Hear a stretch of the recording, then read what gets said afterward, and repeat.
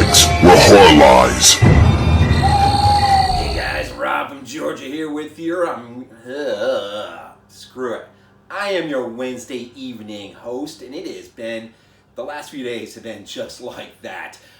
Even though I live just north of Atlanta, we caught the upper tail part of hurricane, is it Zeta or whatever it is, and well, it left a small mark on where we live, and unfortunately, no power, anything for the last 3 days, trees down, roads closed off.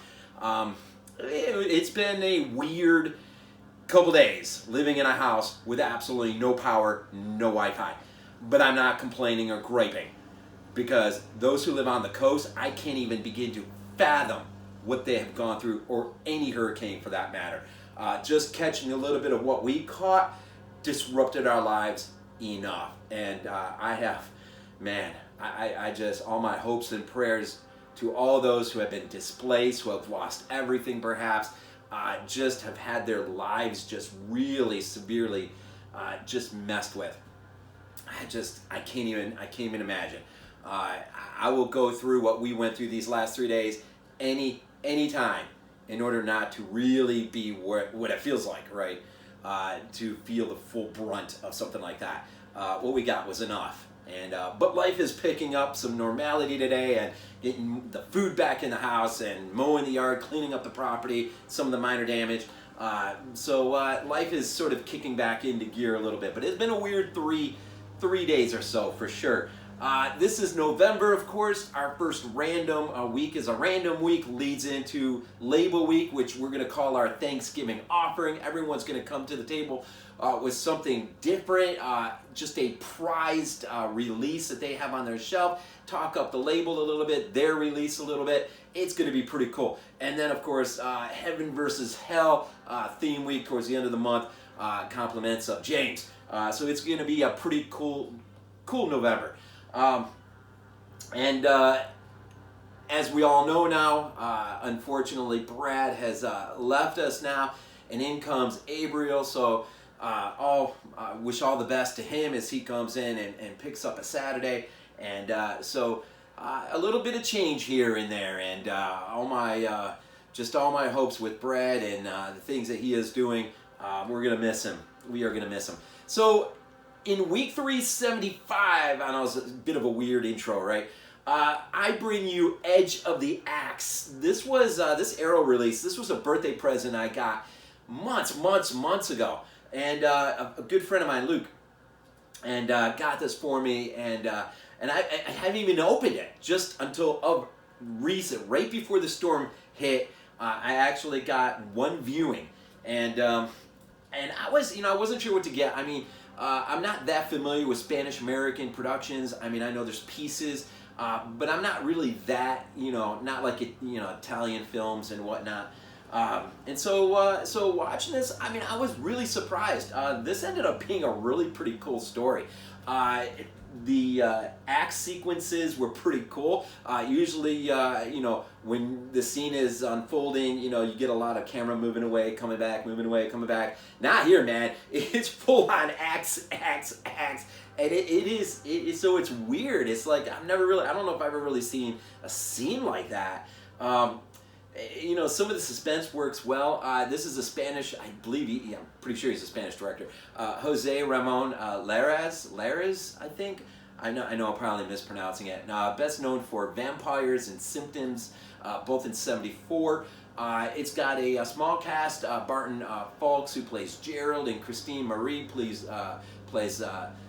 Lillian Nebbs. Paige Mosely, of course, is Richard, and Fred Holiday is our officer. Frank McIntosh, right? And so you got this core cast, and really what you have here is a small California town that is being just brutalized by this axe murderer. And but as you get to know some of these characters, a couple of these characters are like new to the area, and so kind of they bring in their own aurora of suspicion, I guess. This one girl, well, Nebbs, you get to know her, and Gerald and her sort of strike it up on the side and develop a relationship. Well, something really begins to happen where you sort of get this weird notion that they're both beginning to suspect one another. It's really weird. And there's this really weird sort of underlining narrative that begins to develop. And I'm not going to really go into it because it's one of those that if you go in completely cold, the reveal is actually pretty cool. It does remind you, well, it is an 88 film, but it does remind you of how some movies in the 80s would sort of cliche now, but would end. I'll say this. Some of the overarching narrative sort of reminded me of the backdrop story that is developed with April Fool's Day, the original one from '86, I think it is. And you had that underlining story that was sort of being pushed to the forefront by the end, and of course then they pulled the rug out from under you. And so there's this sort of story kind of like that, right? And it's sort of being developed. And I'm telling you, I mean, I really was getting into this story, and I'm thinking, man, I'm trying to figure out if this continues and unfolds the way I sort of hope it unfolds, this is going to be kind of really cool. But then they sort of pull the rug out from under you, and it isn't quite what it is, but it is. It's sort of, it's kind of a neat story. I really kind of got a kick out of it. But I want to say, with this Spanish-American production, I'm not that familiar with the cinematographer or the composer. A lot of the people on his crew, I'm just not familiar with. I will say this: the cinematography is, I don't know, goofy is a weird word, but some of the close-up shots, are sort of, I don't know, goofy, I guess. It's just awkward, maybe. But then there are sequences shot that really are somewhat creepy.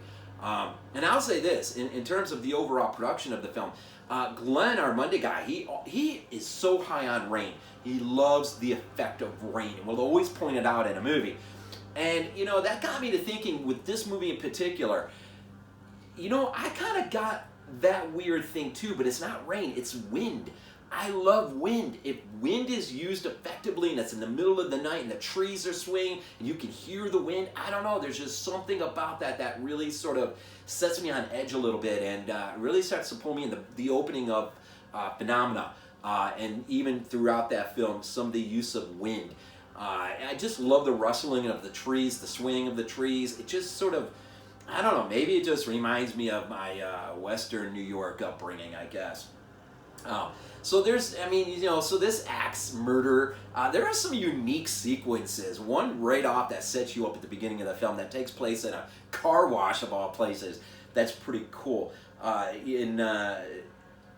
got a real kick out of it. And if it wasn't for the storm kind of coming in, I would have watched it at least once more or maybe even twice more before doing this review.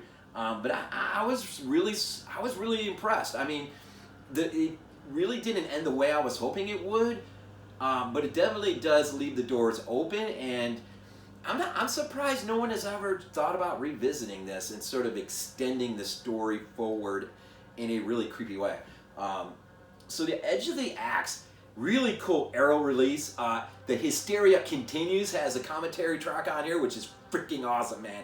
Freaking love those guys. All their knowledge on horror and whatnot. And there's Arrow always does a good job on the extras. There's a few things in here that are pretty good. I'm just thinking the cover art there, there's a brutal scene, man, when he's going after, I say he, but don't hold me to that. I mean, it's whatever it is. I said he, but if you want to believe me, I really need to be careful how I talk. But it's not necessarily a he. But anyways, there's a sequence when the killer comes in and he's going after this girl.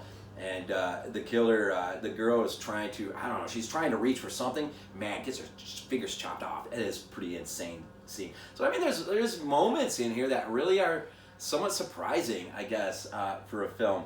And the effects are pretty cool. And this is 88, so of course this is, the 80s are almost at their end, right? And I knew of this for a little bit, and then my buddy Luke, like I said, got me this for my birthday. And I'm really glad I finally tore into this and decided to review it because there's a lot to like in this movie. And it's got its cheesiness, I guess. I don't know what how Chris would rate this on his cheese barometer or barometer or whatever. Can't remember how he phrases that exactly. But there's definitely some cheese in here, and but it's enjoyable, and it is enjoyable. I'm trying to think if there's anything. I don't know. I just liked it. Week 375. I'm glad I finally reviewed this. I really enjoyed it, and I do need to check out his other work, Vampires, Symptoms, Deadly Manor. If I remember that, maybe a year or two after this.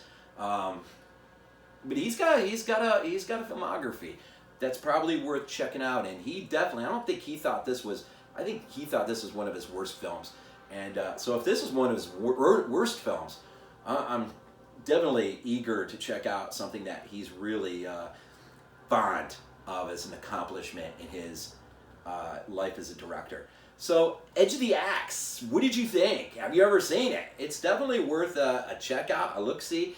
But what did you think of what did you think of the end? Drop your comments down below.